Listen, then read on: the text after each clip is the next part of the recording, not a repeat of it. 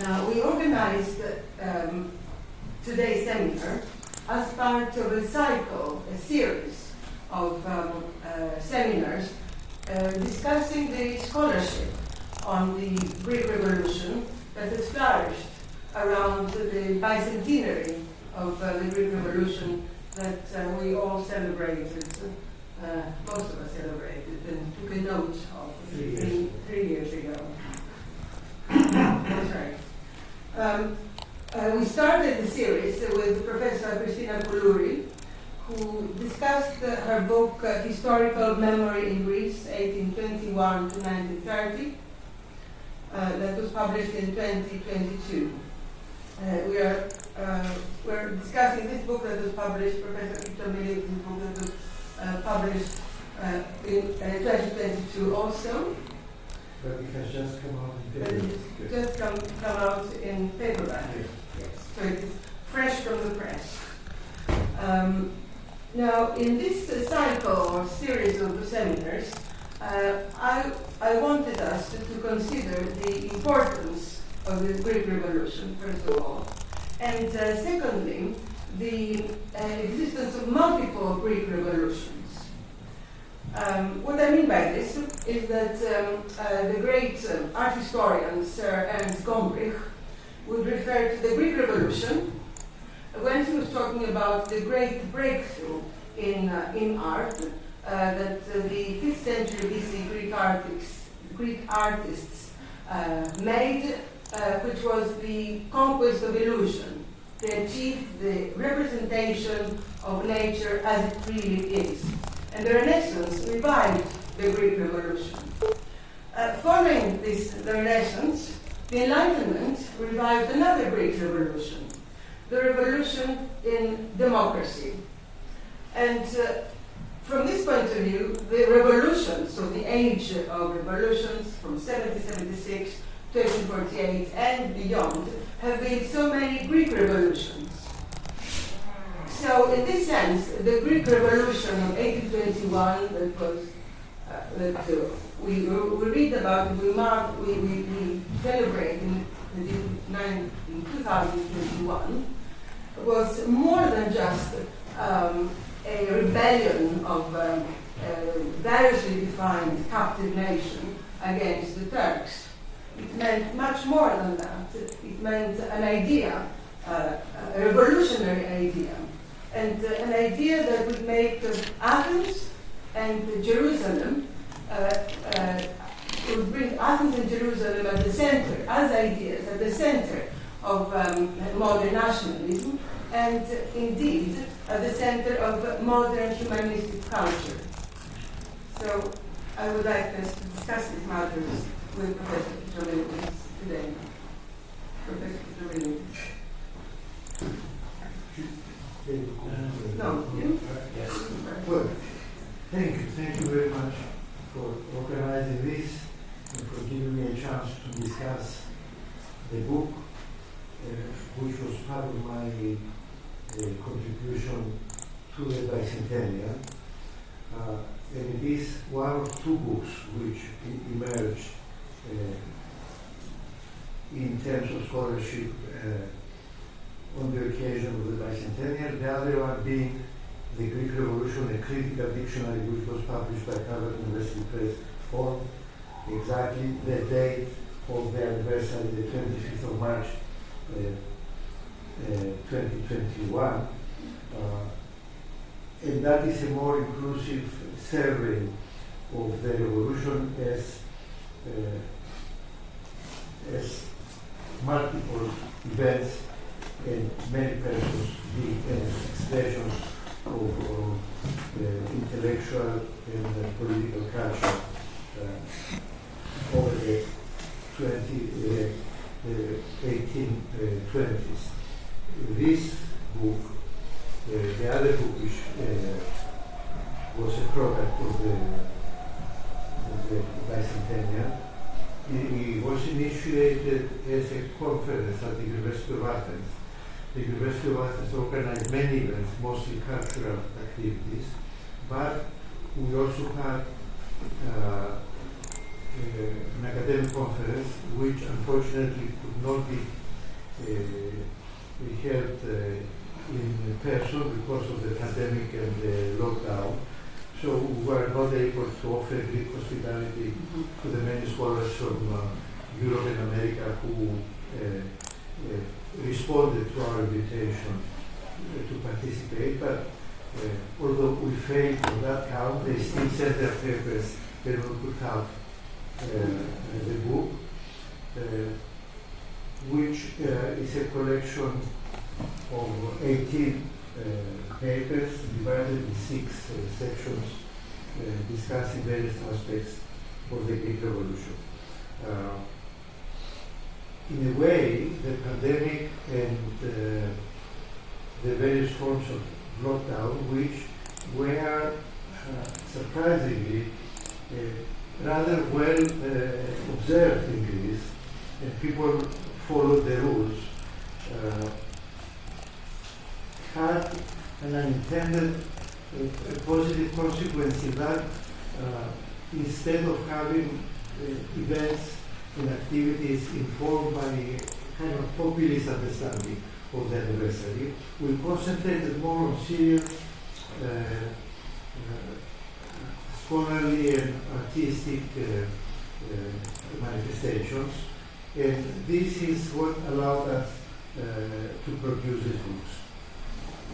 And I was glad that I could persuade a number of colleagues from Europe and America to participate, and also give a forum to young scholars who present actually very good and fresh research, bringing various angles to bear on the revolutionary decade.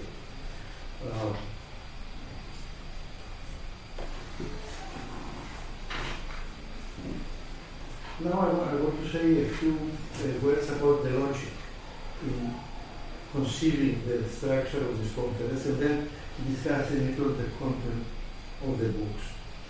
The logic, the motivation behind the conference and the specific form it took, it's really derives from an earlier piece I did many years ago at a conference organized by the Center of Hellenic Studies at King's College across the street from here, on the making of modern Greece, with various papers on nation and state building in Greece. And I gave the keynote lecture at that meeting, and in that lecture I spoke on the canonization of Greece. The need, I borrowed a term which really comes from hagiology.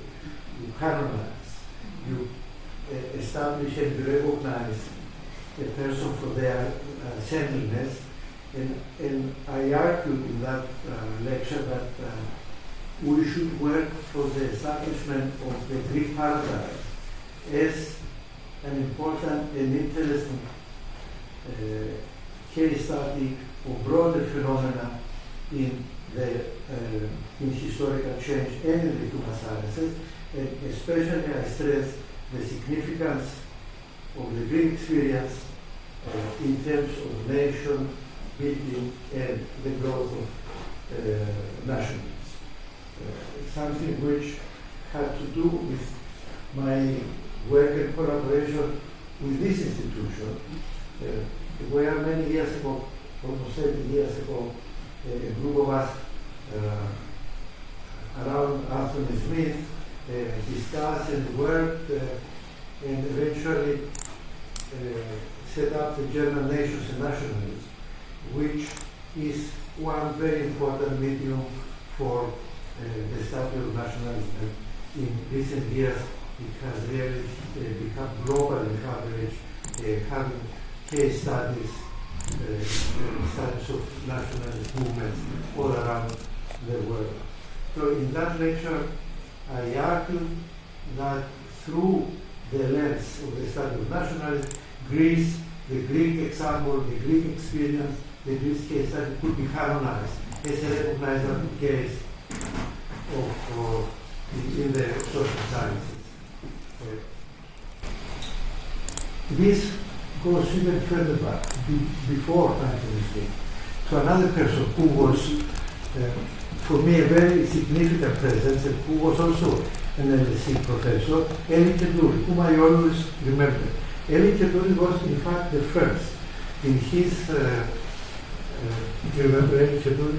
Yeah, yes, very much so. In his anthology of writings, Nationalism in Asia and Africa, in which he wrote a long introduction, he began what he described as the transmission of Western ideas into non-Western contexts, mostly Asian and African, by means of the occupation of all these lands by the European colonial empires. But he said that the first such case was a case of Greece, in which, through a process of intellectual change, which we conventionally in Greek historiography call the Greek Enlightenment, these ideas emanating from the northwest of Europe were transmitted to other contexts. And he began his anthology with a translation of a very important, really canonical text in Greek intellectual history by the major figure in the Greek Enlightenment, Romanian, which was a lecture at an anthropological society in Paris on the 6th of January 1803, in which Corais announced that through the reception of Western ideas into the context of Greek society and culture, the Greeks were becoming a nation ready to become free. And Keduri selected this text, which he translated from the French, which was the original language in which Corais presented as the earliest expression of this process, which at the time was called the transmission of Western ideas into non-Western context, but which in fact later on was described as the globalization. It was the first instance of the globalization of Western ideas. So, with all this taken into account, you could come to realize how significant these events were in the Greek case, and the occasion of the bicentennial gave us the opportunity to try to show that. Whether we have managed to do that or not,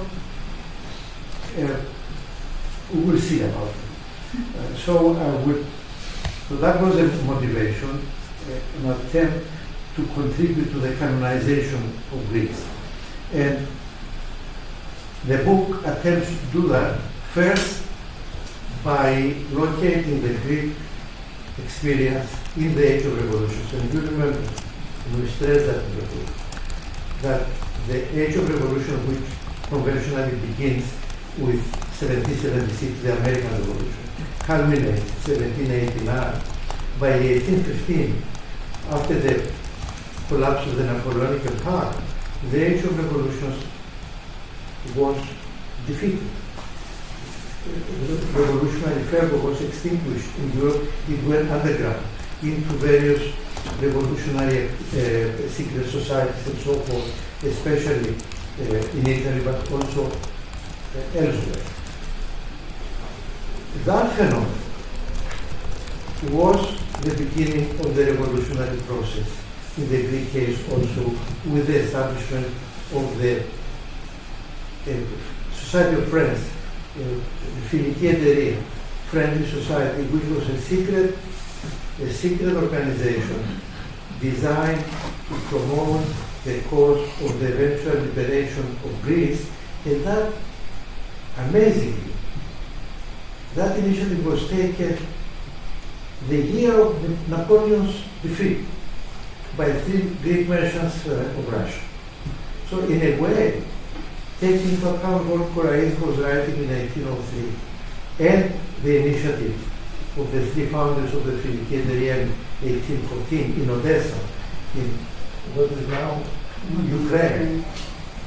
At that time was Russia.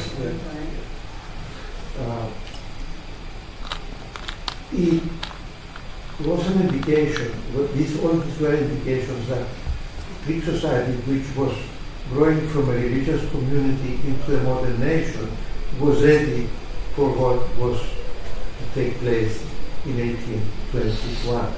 And of course the amazing thing is that although the friendly society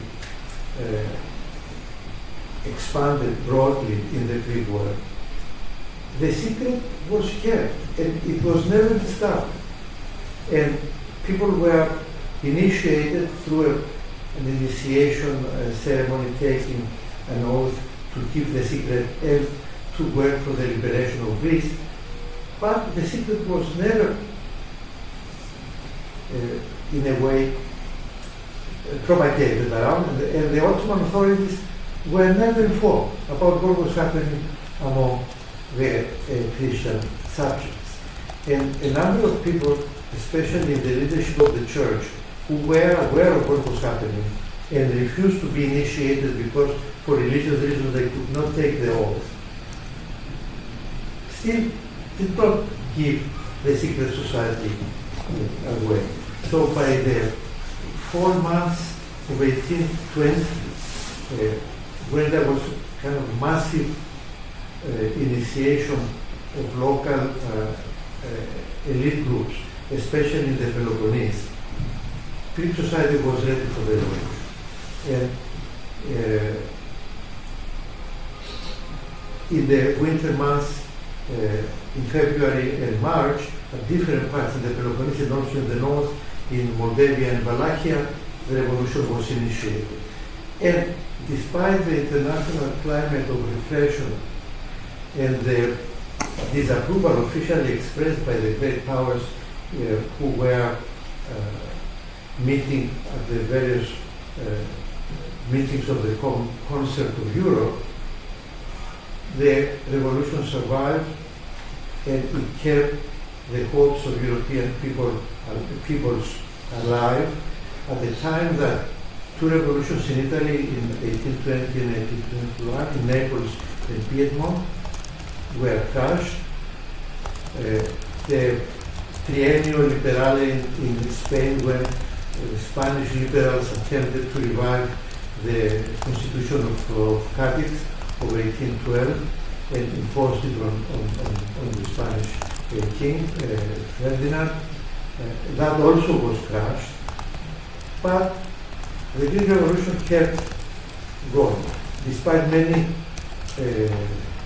setbacks, but the initial dynamics that emerged in 1821 and 1822 with several military successes of the Greeks and especially with the success of the war at sea and the transformation of the commercial navy of the Greek islands into a war fleet. All of this kept the revolution going, and this encouraged the international Philhellenic movement to come and help, and also there were various manifestations of Philhellenism, primarily, as a matter of fact, in Britain, but also in France, Germany, in the United States. And so the revolution gradually became a reality in European politics. And of course, the first recognition came from where? From the second independent state in the Western Hemisphere, the Republic of Haiti. Yes. The United States kept a kind of neutrality, beneficial neutrality, but the Republic of Haiti, to whom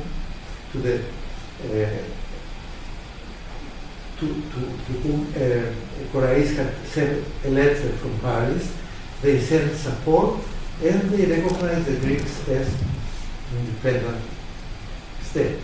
So gradually things were moving, and then of course in 1823 and 24 civil wars began among the Greeks. That was inevitable. And the revolution survived the civil wars also. And then when the Ottomans realized that they could not handle the Greeks, they invited their vassal in Egypt, the Pasha of Egypt, to send troops, and of course they ravaged under his son Ibrahim Pasha. They ravaged the Peloponnese, and they destroyed they destroyed the revolution in Crete. They destroyed some of the most active islands in the naval war. But despite all this, the revolution kept, and there were important acts of heroism and sacrifice, which were immortalized in Phil-Hellenic art and Phil-Hellenic literature. And of course, one of the important moments was the arrival of Lord Byron at Thessaloniki, which boosted the revolution. Thessaloniki is a city on the southwestern corner of continental Greece, which controlled the routes from the north to the western Peloponnese. And by keeping that free, the Greeks obstructed the Ottoman armies to come south. And the presence of Byron was a very important support for the role of the city of Thessaloniki in this service to the revolution. But by 1826, after a year of very close siege, all foodstuffs were exhausted, the population were dying of hunger. They decided the exodus of Thessaloniki on the 10th of April 1826, which created another heroic instance which had very beneficial effects in international public opinion for the revolution. So all of this, and the impact of what was happening in Greece as well, Europe, in one way or another, appears in this book. I cannot speak about all the papers, it would take us too long. But one of the features of the book is what I said before, the encounter of scholarly generations. We have some superstars participated, like Chris Clark from Cambridge. You've probably seen his latest book on the Revolution of 1848, actually, about which he writes with a collaborator in this work also, and also many other senior scholars like David Bell from Princeton, Simon Dixon from here, Anna Maria Rao from the University of Naples, John Davis, Annie Jourdain, who contributes a chapter on revolutionary waves in Europe from the French Revolution onwards, locating the Greek Revolution in those revolutionary waves. And then we have a number of younger contributors who really bring fresh research to the subject.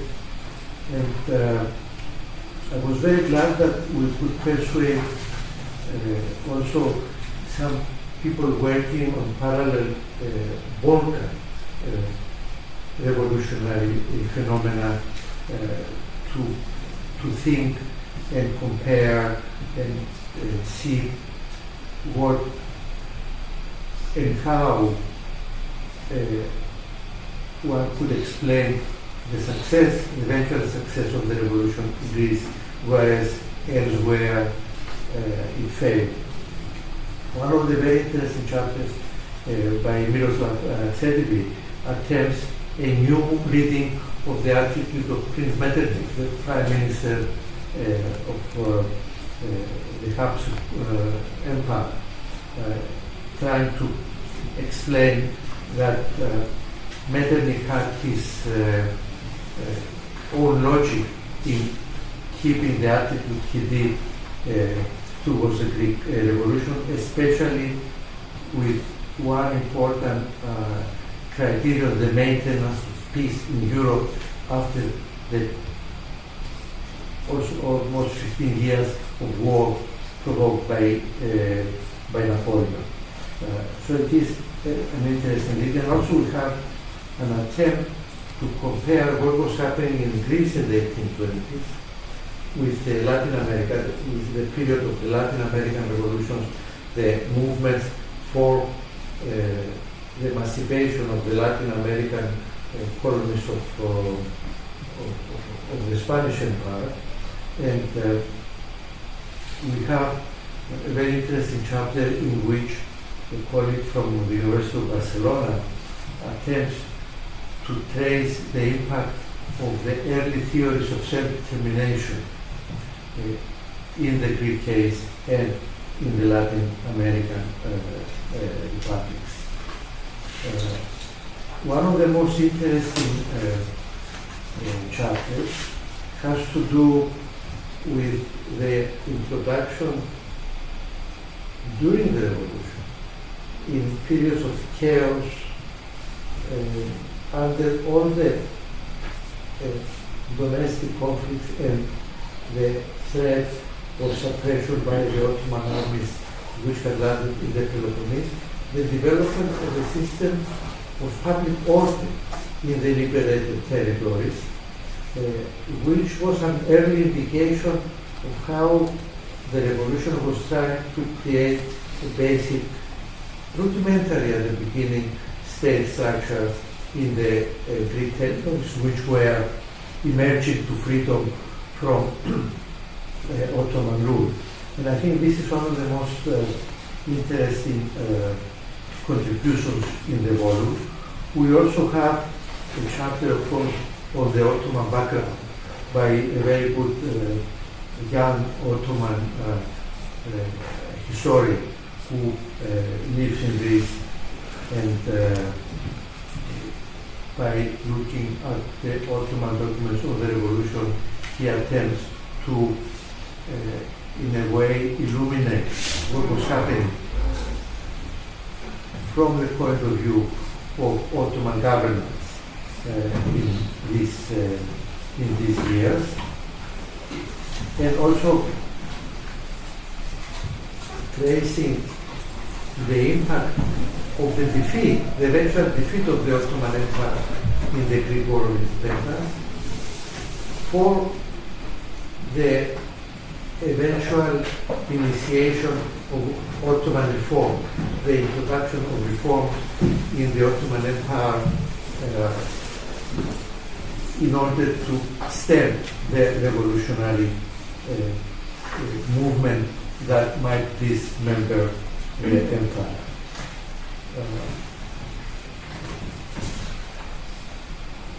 I mentioned that we have chapters on the impact and how the revolution was perceived elsewhere in Europe.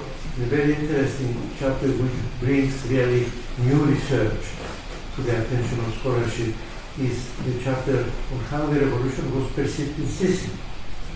That Sicily was part of the kingdom of two Sicilies, the kingdom of Naples under Spanish dynasty, Spanish Bourbons.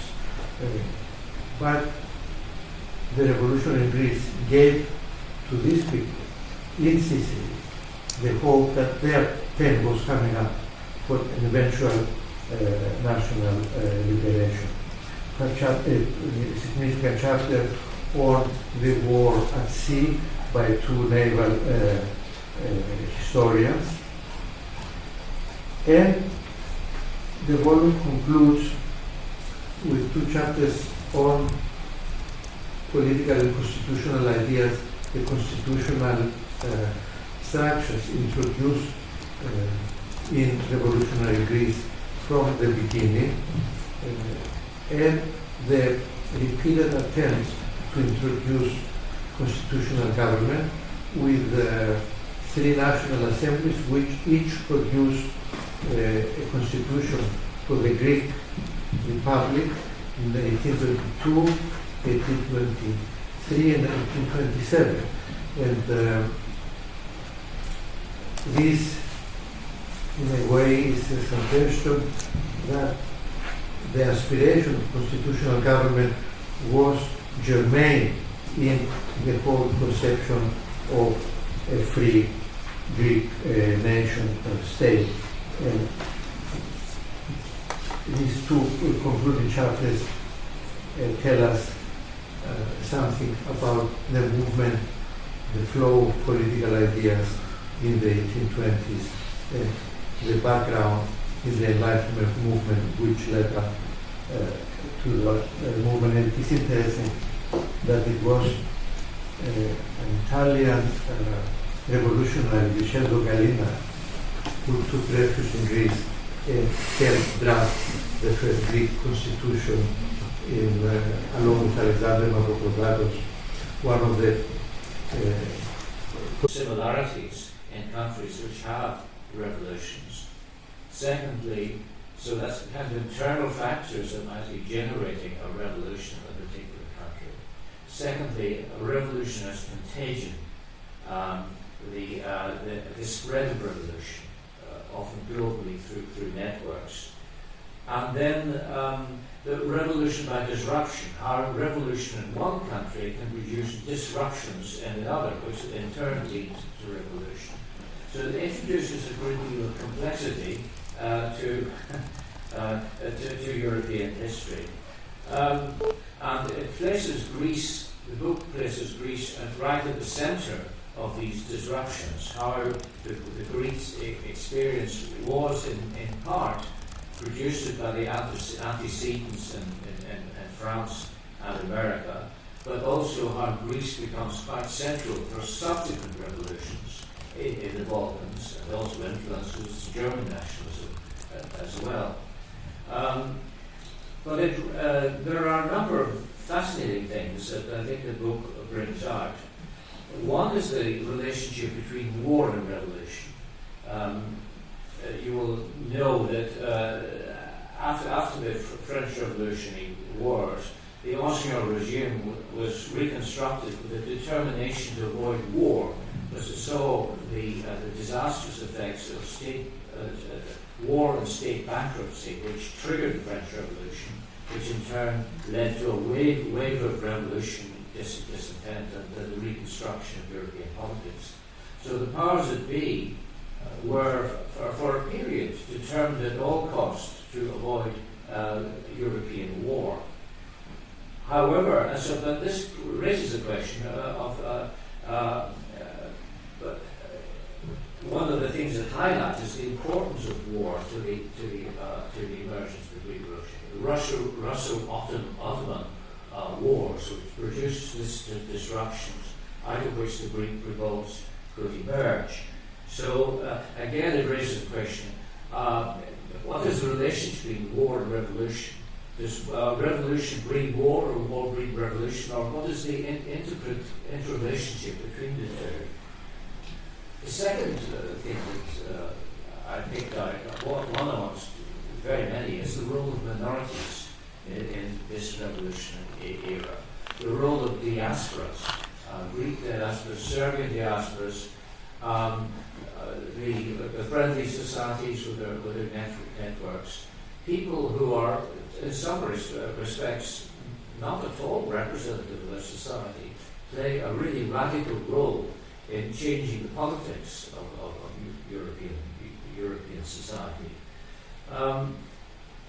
A third point, I think, that the book brings out is the complexity involved in the concept of revolution. Athena mentioned the idea of multiple revolutions, and the book brings out how revolutions change over time And the revolution can mean several things. It can mean a change of power holders. And if you're thinking about nationalist revolutions, a changing of one ethnic group overturning another. But another concept of revolution, more to the Hobsbawm inclination, would be social transformation. Not just a change in who holds power, but the change in the very nature of social relationships arising from revolution. But of course, in some ways, making Greece at the centre of this revolutionary era is quite paradoxical, because as one author brings out, I think it's Christopher Clark, Greece is essentially an archaic society of rural smallholders. And how is it possible that this country then, this area of Europe can then be such a triggering point for politics? So this raises the question: what's the significance of revolution as an analytical term?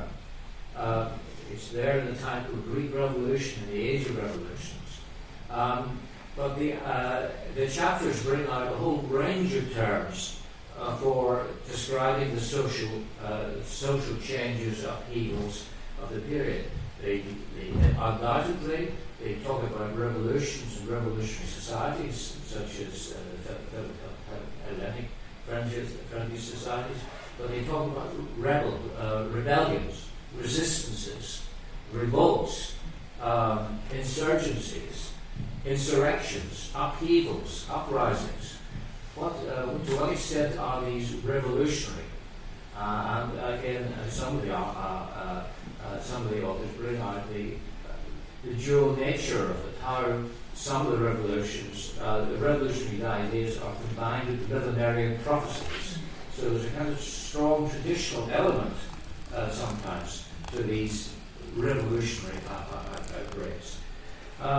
So one of the questions then it raises: what concepts did the actors themselves have in their heads when they were engaged in these upheavals? You have the elite, diaspora elite, with their influenced by Enlightenment ideas. But what about the peasants? What about the bandits? What about the different social strata? And it could be that there are different concepts at work depending on which social strata you're talking about. But this book just raises a whole galaxy of fascinating questions which are brought out in these very sophisticated and stimulating essays that we should thank Paschalis Kitromilides for assembling such a rich array of scholarship.